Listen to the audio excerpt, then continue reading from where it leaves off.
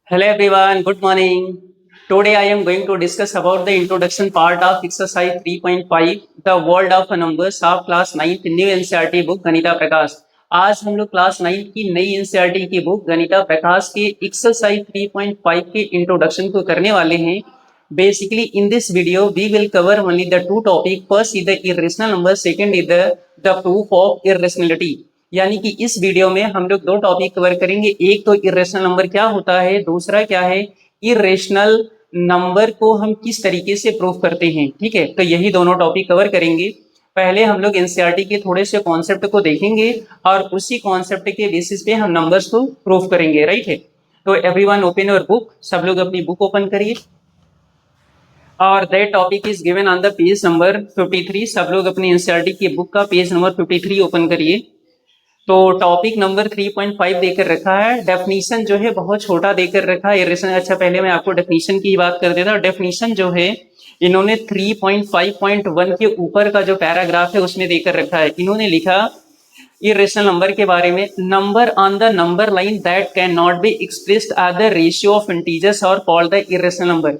ये बोल रहे हैं कि ऐसा नंबर जो नंबर लाइन पर है बट आप उसे इंटीजर्स के रेशियो के फॉर्म में रिप्रेजेंट नहीं कर सकते हो, that is known as the irrational number. Again फिर से मैं रिपीट कर रहा हूं, यानी कि ऐसा नंबर जो नंबर लाइन पर है बट आप उसे इंटीजर्स के रेशियो के फॉर्म में रिप्रेजेंट नहीं कर सकते हो, that is known as the irrational number. और एक डेसिमल एक्सटेंशन के बेसिस पे भी आप इसको डिफाइन कर सकते हो। If decimal extension of any number is non terminating and non repeating, यानी कि किसी भी नंबर का डेसिमल एक्सटेंशन अगर नॉन टर्मिनेटिंग है और नॉन रिपीटिंग है तो that is known as the irrational number. ये इसके क्या है, डेफिनेशन है। दोनों डेफिनेशन हो गया। ठीक है, और इन्होंने इससे रिलेटेड एक दो पॉइंट्स और लिखा है। जो पहला पॉइंट है, for the centuries mathematician believe that every measurable length in universe could be represented at the ratio of two integers. ये बोल रहे हैं कि बहुत साल पहले जितनी भी मेजरेबल लेंथ है जिसे आप मेजर कर सकते हैं उसे आप इंटीजर्स के रेशियो के फॉर्म में लिख सकते हैं। यानी कि मैथमेटिशियन बिलीव करते थे कि हर एक मेजरेबल लेंथ को आप रेशियो ऑफ इंटीजर्स के फॉर्म में लिख सकते थे, लेकिन ये हमेशा सही नहीं था। ठीक है, तो इसके लिए इन्होंने एक एग्जाम्पल लिया है और एग्जाम्पल में लिया इन्होंने एक स्क्वायर है। एक क्या है, स्क्वायर है, और इसकी जो लेंथ है यूनिट लेंथ है, यानी कि ये जो है 1 यूनिट है और ये भी क्या 1 यूनिट है, ये भी है 1 यूनिट और ये भी क्या है 1 यूनिट है। अगर मैं इस पॉइंट को ए बोला, ये बी है, ये सी है और ये क्या डी है, और मेरे को पता है कि अगर ये स्क्वायर है तो all the angles are 90 degree. If you have to find the length of AC, अगर आपको एसी की लेंथ चाहिए तो मेरे को पाइथागोरस थ्योरम अप्लाई करना पड़ेगा। यानी कि by Pythagoras theorem,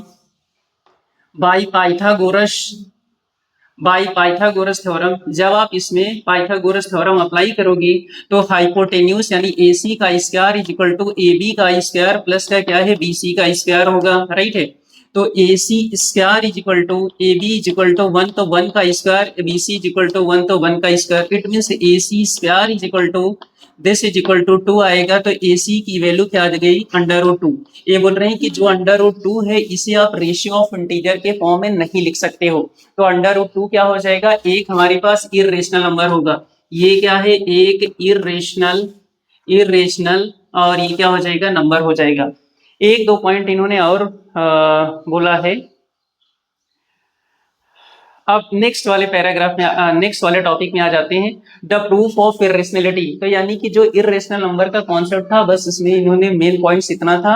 irrational number का मैंने आपको दो डेफिनेशन बताया और ये बता रहे हैं कि जो बहुत साल पहले मैथमेटिशियन बोलते थे कि इस हर एक मेजरेबल लेंथ को आप रेशियो ऑफ इंटीजर के फॉर्म में लिख सकते हो, बट हमेशा ऐसा नहीं था। उसके लिए इन्होंने बोला कि अगर एक स्क्वायर है जिसकी साइड लेंथ क्या है 1 1 1 है, तो जब आप इसका डायगोनल फाइंड आउट करोगे इसी तो √2 है, जिसे आप रेशियो ऑफ इंटीजर के फॉर्म में नहीं लिख सकते। Basically that is not a rational, this is the irrational number. ठीक है, अब मैं दूसरे टॉपिक पर आ जाता हूं, इतने में यहां से इरेज कर दूं। दूसरा मेरे पास जो टॉपिक है, द प्रूफ ऑफ इरेशनलिटी, यानी कि क्या है, the proof of irrationality, the proof of irrationality of √2। यानी कि अंडर रूट 2 को अभी मैंने बताया कि एक इरेशनल नंबर है और उसी को प्रूव करेंगे, ठीक है। अब इस प्रूफ से रिलेटेड एक मैथमेटिशियन थे जिन्होंने बहुत अच्छा कॉन्सेप्ट दिया था, उन्हीं के बारे में थोड़ा सा देखते हैं। The first proof of irrationality of under root 2 is due to the mathematician named Hippasus and who was member of the Pythagorean school. ये बोल रहे हैं कि जो पहला इरेशनल नंबर के प्रूविंग से रिलेटेड कॉन्सेप्ट था, एक पाइथागोरस के अनुयायी हिप्पासुस थे, उन्होंने ये कॉन्सेप्ट को दिया था। और ये जो कॉन्सेप्ट था बेस्ड था किस पर? ये कॉन्सेप्ट था प्रूफ ऑफ कॉन्ट्राडिक्शन, यानी कि कॉन्ट्राडिक्शन के कॉन्सेप्ट पर बेस्ड था। कॉन्ट्राडिक्शन का कॉन्सेप्ट ये है, जिस भी नंबर को मेरे को इरेशनल प्रूफ करना है, सबसे पहले हम उसे रेशनल कंसीडर करेंगे, और रेशनल कंसीडर करके फिर लास्ट में जाकर उसका जो एजम्पशन है लास्ट में वो क्या हो जाएगा? रॉन्ग हो जाएगा। तो जो रेशनल मैंने कंसीडर किया था वो इरेशनल में कन्वर्ट हो जाएगा, ठीक है। तो इस तरीके का कॉन्सेप्ट यहाँ पे यूज है। अगर क्लियर नहीं है तो क्वेश्चन के थ्रू आपका क्लियर हो जाएगा, ठीक है। तो इन्होंने क्या दिया है कि we will prove the under root 2 is an irrational. तो आपको ये प्रूव करना है कि अंडर रूट 2 क्या है? एक इरेशनल नंबर है, ठीक है। तो हम लोग पहले क्या कंसिडर करेंगे? Let by contradiction method. हम लोग क्या करेंगे? Proof by contradiction method. इसमें हम लोग प्रूफ बाई कॉन्ट्राडिक्शन मेथड ही अप्लाई करेंगे, ठीक है। Contradiction method. तो सबसे पहले मेरे को अंडर रूट 2 को क्या इरेशनल प्रूफ करना है। अब हमको क्या करना पड़ेगा? अंडर रूट 2 को रेशनल कंसीडर करना पड़ेगा। तो let under root 2 is a rational number. ये एक रेशनल नंबर है, ठीक है। ये एक रेशनल नंबर है। अगर अंडर रूट 2 एक रेशनल नंबर, तो under root 2 can be written as p upon q. इसे आप पी अपॉन क्यू के फॉर्म में लिख सकते हैं। बट पी और क्यू में कुछ प्रॉपर्टी है। पी और क्यू के बीच में कोई भी कॉमन फैक्टर नहीं होना चाहिए अदर देन 1। या फिर आप ऐसा बोल सकते हैं p and q are coprime number. तो मैं यहाँ पे लिख देता हूँ, यानी कि under root 2 is equal to p and q where p and q have no common factor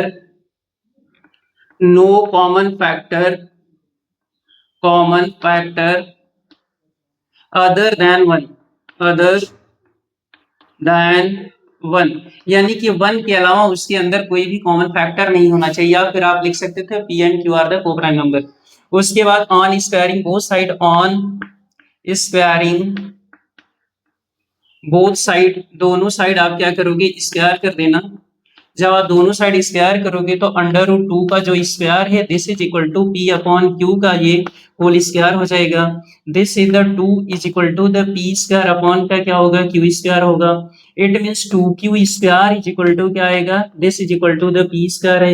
इसे आप इक्वेशन नंबर 1 कंसीडर कर लेना है। एनसीईआरटी में नहीं कंसीडर किया गया, लेकिन आप कंसीडर कर सकते हैं, ज्यादा कॉन्सेप्ट भी क्लियर होगा। तो 2q square is equal to क्या है? पी स्क्वायर है। तो यहां से मैं इसे आगे प्रोसीड करता हूं। तो ये मेरे पास क्या है? 2q square is equal to the p square है। अब सब पी स्क्वायर है। अब यहाँ पे क्या है? इससे रिलेटेड बहुत ही इंपॉर्टेंट कॉन्सेप्ट है, लेकिन इस कॉन्सेप्ट को एक्सप्लेन करने के पहले मैं आपको क्लास 10th का एक थ्योरम बताता हूँ। थ्योरम क्लास 10th में ये देकर रखा है थ्योरम। इन्होंने बोला कि if p divides a square, अगर p a को डिवाइड करेगा देन p डिवाइड्स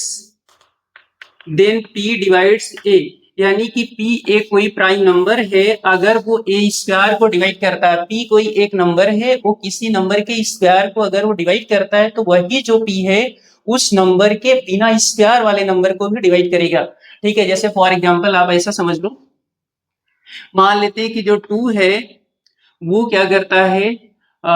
2 इंटू 50, यानी कि क्या है? 100 को डिवाइड करता है, ठीक है। 2 जो है 100 को डिवाइड करता है, यानी कि जो 100 है this is the square of 10, यानी कि 2 जो है 100 को डिवाइड करेगा, यानी कि 10 के स्क्वायर को करेगा।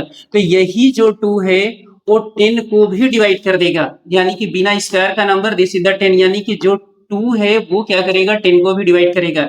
एक दूसरा एग्जांपल लेते हैं। मान लेते हैं कि 4 कोई एक नंबर है, वो क्या करता है? मान लेते हैं 4 कोई एक नंबर है, मान लेते हैं वो 64 को डिवाइड करेगा, ठीक है। 4 एक नंबर है, 64 को डिवाइड करेगा। 64 का मतलब ये है कि जो 4 है वो 64 को डिवाइड कर दे तो जो 64 है 8 का स्क्वायर है, यानी कि ये जो 4 है वो क्या है, इस नंबर के बिना स्क्वायर का नंबर ये क्या करेगा, 8 को भी डिवाइड कर देगा, राइट है। तो मेरी मे भी आपको कॉन्सेप्ट समझ में आया होगा। यानी कि 2 जो है 100 को डिवाइड करेगा, यानी कि 10 के स्क्वायर को डिवाइड करेगा, तो जो 2 है वो 10 को भी डिवाइड करेगा बिना स्क्वायर के नंबर को। जो 4 है वो 8 के स्क्वायर यानी 64 को डिवाइड करेगा, तो जो 4 है वो 8 यानी बिना स्क्वायर के नंबर को भी डिवाइड करेगा, और इसी कॉन्सेप्ट को मैं यहाँ पे यूज करूंगा। अब देखो एनसीईआरटी में इन्होंने इवन का कॉन्सेप्ट लिखा है, यानी कि 2q स्क्वायर क्या है, एक इवन नंबर होगा, और तो फिर उसके बेसिस पे लिखा। अगर मैं उस कॉन्सेप्ट को यहाँ पे लिखता हूँ तो जब मैं अंडर रूट 3 की प्रूविंग करूंगा, अंडर रूट 5 की प्रूविंग करूंगा, तो फिर मेरे को स्टेटमेंट चेंज करना पड़ जाएगा, और मैं चाहता हूं कि स्टेटमेंट हमेशा हर इक्वेशन के लिए सेम रहे, इसलिए मैं इवन और ऑड की बात ना करके मल्टीपल की बात करता हूं। अगर 2 है तो 2 का मल्टीपल हो जाएगा, 2 डिवाइड करेगा, √3 प्रूफ करूंगा तो 3 डिवाइड करेगा, √5 प्रूफ करूंगा तो 5 डिवाइड करेगा, √7 प्रूफ करूंगा तो 7 डिवाइड करेगा, ताकि स्टेटमेंट सेम हो जाए, केवल आपको डिजिट भर चेंज करना होगा, इसलिए मैं इवन की बात नहीं कर रहा हूं। तो यहाँ पे देखो 2q square is equal to P square है, 2q स्क्वायर यानी कि 2q स्क्वायर में किसी नंबर का अगर मल्टीपल 2 है तो यानी कि वो जो नंबर है क्या होगा, 2 से डिवाइड हो जाएगा। जैसे कि अगर मेरे पास कोई नंबर है, मान लेते हैं 2 इंटू 50 है, तो 2 इंटू 50 है तो जो 100 होगा वो क्या होगा, 2 से डिवाइड हो जाएगा। जैसे मैंने अगर बोला कि ये 64 है, 64 को मैं क्या लिख सकता हूँ, यानी कि 64 को मैं लिख सकता हूँ 2 इंटू का 32। अगर ये 32 जो है 2 का मल्टीपल है, यानी कि जो नंबर होगा 64 वो 2 से क्या हो जाएगा, डिविजिबल हो जाएगा। बस इसी कॉन्सेप्ट का यूज किया गया है। तो 2q स्क्वायर क्या है, 2 का मल्टीपल है, तो यानी कि 2 से डिवाइड हो जाएगा, और 2q square is equal to क्या है, p स्क्वायर है, यानी कि जितना वैल्यू इसका है उतना ही वैल्यू इसका है, क्योंकि बीच में इक्वल का साइन लगा है। तो मैं ऐसा बोल सकता हूँ 2 डिवाइड्स p स्क्वायर, यानी कि 2 जो है p स्क्वायर को डिवाइड करेगा, देन 2 डिवाइड्स p, यानी कि वो जो 2 है p को भी डिवाइड कर देगा, इस थ्योरम का यूज करके, ठीक है, इस थ्योरम का यूज करके। तो अगर जो 2 है वो p के डिवाइड करेगा, यानी कि जो p है वो 2 का क्या होगा, मल्टीपल होगा, यानी कि 2 जो है p का क्या होगा, मल्टीपल होगा। तो हमने कंसीडर कर लिया कि जो 2 है जो p है वो क्या हो गया, 2k हो गया। इस 2k की वैल्यू हम फिर से इक्वेशन नंबर 1 में पुट कर देंगे, put p is equal to 2k in equation number 1 में प्रूफ पुट करूं। यहां से 2q square is equal to p is equal to 2k है, यहां से 2k पुट कर देना, इसका स्क्वायर, तो 2q square is equal to the 4k square होगा, और 2 1 जा 2 2 जा, यानी कि मैं ऐसा लिख सकता हूं q square is equal to 2k square. तो फिर से यही कॉन्सेप्ट मिल गया। इसे आप ऐसे भी लिख सकते हैं जैसे यहाँ पे लिखा है, तो 2k square is equal to the q square, इसे आप इक्वेशन नंबर 1 पर 2 बोल दो। ये जो नंबर है 2 का मल्टीपल है, यानी कि 2k स्क्वायर 2 से डिवाइड हो जाएगा, और 2k स्क्वायर क्या, क्यू स्क्वायर के इक्वल है। तो मैं ऐसा बोल सकता हूँ यानी कि 2 डिवाइड्स 2 डिवाइड्स क्यू स्क्वायर, जो 2 है क्यू स्क्वायर को डिवाइड करेगा, then 2 divides then 2 divides q, यानी कि जो 2 है वो क्या करेगा, क्यू को भी डिवाइड करेगा। बस यहां से इसका मतलब ये है कि जो क्यू है, देखो, यानी कि जो क्यू है और जो पी है दोनों के दोनों 2 से डिवाइड हो जाएंगे, और जो कि मैंने स्टार्टिंग में बोला था कि जो पी और क्यू है केवल और केवल 1 से डिवाइड होंगे, क्योंकि उसके बीच में एक ही कॉमन फैक्टर है।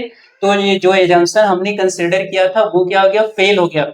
जब एजम्पशन फेल हो गया तो हम ये बोलेंगे कि जो मैंने कंसिडर किया था उसका जस्ट अपोजिट, यानी कि √2 जो है रेशनल ना होकर इरेशनल में कन्वर्ट हो जाएगा। तो मेरे को स्टेटमेंट लिखना है यहाँ पे, तो यहाँ पे मैं बोल सकता हूँ फ्रॉम द अबव, तो मैं इसे यहाँ से इरेज कर देता हूँ, ठीक है, आप स्क्रीनशॉट ले सकते हो, तो इसको मैं यहाँ से इरेज करूंगा।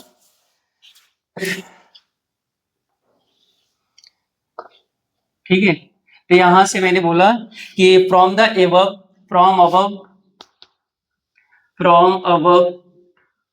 P and Q have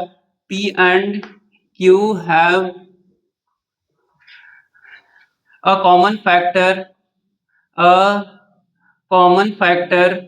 common factor other than one, common factor of two, यानी कि ये पी और क्यू के बीच में क्या है, टू ए कॉमन फैक्टर मिल गया। From above p and q have a common factor of two other than one, other than one, यानी कि वन के अलावा एक कॉमन फैक्टर मिल गया। So our assumption is wrong, जो हमने एजम्पशन कंसिडर किया था वो क्या हो गया, रॉन्ग हो गया। So our assumption is wrong, और एजम्पशन अगर रॉन्ग हो गया तो इसका जो अपोजिट है वो क्या हो जाएगा, ट्रू हो जाएगा। Therefore under root two is an irrational number हो गया, यानी कि जो हमारे पास नंबर था वो क्या हो जाएगा, इरेशनल हो जाएगा। बस यही आपके पास प्रूविंग है। क्लियर, मे बी आपको क्लियर हुआ होगा। एक बार मैं आपको फिर से क्लियर कर देता हूं, ठीक है। यहां से देखो, अंडर रूट टू को क्या करना है, आपको प्रूफ करना है कि ये एक रेशनल नंबर है। सबसे पहले हम कॉन्ट्राडिक्शन मेथड अप्लाई करेंगे। Under root two is a rational number, अगर अंडर रूट टू एक रेशनल है तो पी अपॉन क्यू है। बट पी और क्यू की प्रॉपर्टी क्या, there is no common factor other than one, यानी कि वन के अलावा, यानी कि ये जो पी और क्यू है वन के अलावा किसी नंबर से डिविजिबल नहीं होगा। तो हम लोग क्या किए, इसको स्क्वायर कर दिया, under root two is equal to P upon Q का square, this is equal to the two is equal to P square upon Q square, equation number 1 मिला। सिमिलरली मैंने इक्वेशन नंबर 1 को यहाँ पे कॉपी कर लिया। इसका मीनिंग ये है, टू का मल्टीपल होने के कारण ये और ये आपस में इक्वल है। टू डिवाइड करेगा पी स्क्वायर को, तो टू क्या रहेगा, पी को भी डिवाइड कर देगा, राइट, इस वाले थ्योरम का यूज करके। अगर टू जो है डिवाइड करेगा पी को, तो यानी कि पी जो है टू का मल्टीपल होगा, तो p is equal to two के हमने कंसिडर कर लिया, यानी कि इसे हमने क्या कर लिया, कंसिडर कर लिया, ठीक है। तो P जो है 2k के इक्वल हो गया, तो P is equal to 2k यहाँ पे पुट करोगे, फिर इसे सिंप्लीफाई करोगे, again 2k square is equal to k square, फिर यहाँ पे 2 का मल्टीपल आ गया। जब 2 का मल्टीपल है और ये q स्क्वायर के इक्वल है, तो यानी कि 2 डिवाइड करेगा q स्क्वायर को, तो 2 डिवाइड करेगा q को, यानी कि P और q के बीच में एक कॉमन फैक्टर मिल गया जो कि अदर देन 1 है। जो कि हमारा एजम्पशन ये था कि यानी कि 1 के अलावा कोई कॉमन फैक्टर होना नहीं चाहिए। तो आवर एजम्पशन इज फेल्ड और wrong, therefore under root 2 is an irrational number, ठीक है।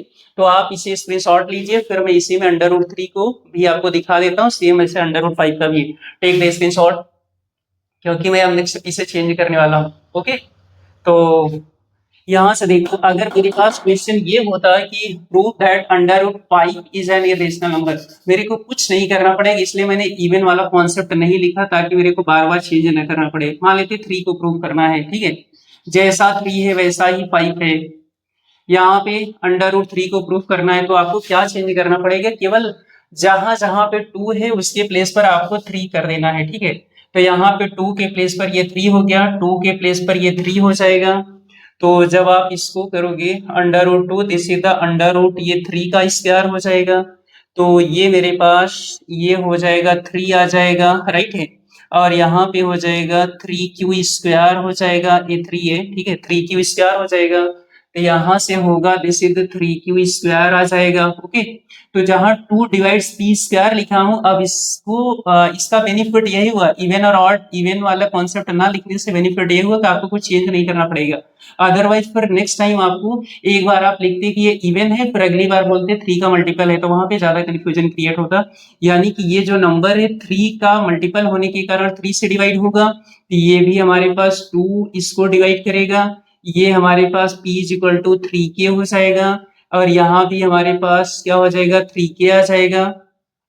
फिर से आप इस वाले में p जहां पर ये 3q स्क्वायर लिखा है वहां पे 3 कर देना, यहाँ पर आप 3k करोगे, और ये है 3q स्क्वायर है, और यहाँ पर अब आप 3 का स्क्वायर 9 आ जाएगा। ये मेरे पास 3 का स्क्वायर दिस इज द 9 आ जाएगा, 3 3 जा 9, तो 3 3 जा 9, तो 3k यानी कि q square is equal to 3k स्क्वायर होगा, और 3k square is equal to q square होगा। तो 3 जो है वो डिवाइड करेगा किसे, q स्क्वायर को, तो जो 3 जो है वो डिवाइड करेगा किसको, q को डिवाइड करेगा, राइट। मे भी कॉन्सेप्ट आपको क्लियर हुआ होगा, ठीक। तो from the above P and q have a common factor of 2, यानी कि जो वहां पे था 2 था, अब यहाँ पे 3 हो जाएगा। आवर assumption इज फेल्ड, तो यहाँ पे you can say that under root three is an irrational number. तो यहाँ पे हमारे पास अंडर रूट 3 एक इरेशनल नंबर है। आप देख लेना कहीं पे हो सकता है 2 रहने गया हो, ठीक है, बट जहां जहां पर 2 है वहां पे आपको 3 पुट कर देना है, बस कुछ इस तरीके से कॉन्सेप्ट होगा। तो you can take the screenshot. Under root 5 के लिए जहां पे 3 मैंने अभी किया वहां पे 5 कर देना। अंडर रूट 7 के लिए जहां पे मैंने 5 किया वहां पर क्या करोगे, 7 कर दोगे। बस ये आपके पास क्या है, the proof of rationality of under root 3। तो बस इस वीडियो में इतना है। Please take the screenshot, please like share and subscribe the channel. Thank you.